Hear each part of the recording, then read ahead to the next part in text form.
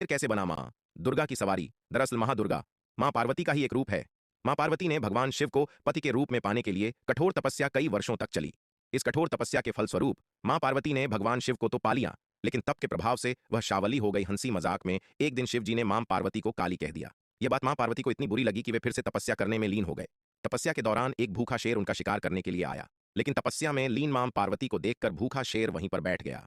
कई वर्ष बीतने के बाद जब मां पार्वती की तपस्या पूरी हुई, तब ब्रह्मदेव वहां प्रकट हुए और उन्हें गोरी होने का वरदान दिया। तभी उन्होंने देखा कि एक शेर उन्हें देखे जा रहा। मां पार्वती को आभास हुआ, ये शेर तो तपस्या के दौरान भी भूखा यहीं पर बैठा था।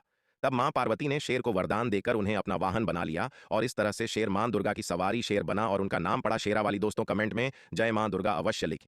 क्यों दे दिया श्री कृष्ण ने अपना सुदर्शन चक्र? अश्वत्थामा को एक बार अश्वत्थामा द्वारका नगरी घूमने आया। श्री कृष्ण ने उसका अतिथि सत्कार बढ़िया तरीके से किया। एक दिन अश्वत्थामा ने श्री कृष्ण को सुदर्शन चक्र का प्रयोग करते देखा तो उन्हें सुदर्शन भा गया।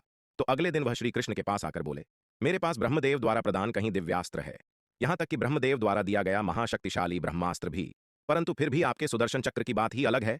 मैं चाहता हूं आप मेरा ब्रह्मास्त्र ले लें और मुझे अपना सुदर्शन चक्र दे दीजिए। श्री कृष्ण मुस्कुरा के बोले, सुदर्शन तो मैं दे दूं, क्या आप उसे धारण कर पाएंगे? अश्वत्थामा घमंड में बोला, अगर आपका सुदर्शन सुदर्शन तो क्या पूरी धरती का भार उठा लूं? तब भगवान श्री कृष्ण अश्वत्थामा की बात मानते हुए अपना सुदर्शन चक्र उनकी ओर छोड़ देते हैं, परंतु जैसे ही सुदर्शन अश्वत्थामा की ओर झुकता, उसके भार के आगे बढ़ने लगता है और सुदर्शन का तेज इतना बढ़ जाता है, अश्वत्थामा उसे सहन नहीं कर पाता। अंत में हार अश्वत्थामा श्री कृष्ण को सुदर्शन वापस लेने को कहता है। कमेंट जय श्री कृष्ण जरूर लिखे। भगवान श्री कृष्ण जी ने बताया था कि जितना सामर्थ भीष्म में है, उतना ही ससामर्थ उनके रथ के अश्व में भी है।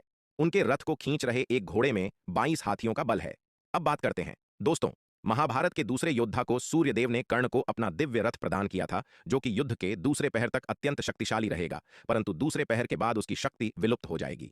इसी कारण कर्ण की मृत्यु दूसरे पहर में हुई थी। दोस्तों अब जानते हैं महाभारत के सबसे शक्तिशाली रथ के बारे में, जो कोई और नहीं अर्जुन का ही रथ था, क्योंकि जिस रथ के सारथी स्वयं नारायण थे और ध्वज के रूप में हनुमान जी थे, उस रथ की शक्ति के आगे दूसरा रथ कैसे ठहर सकता? कमेंट में जय श्री कृष्ण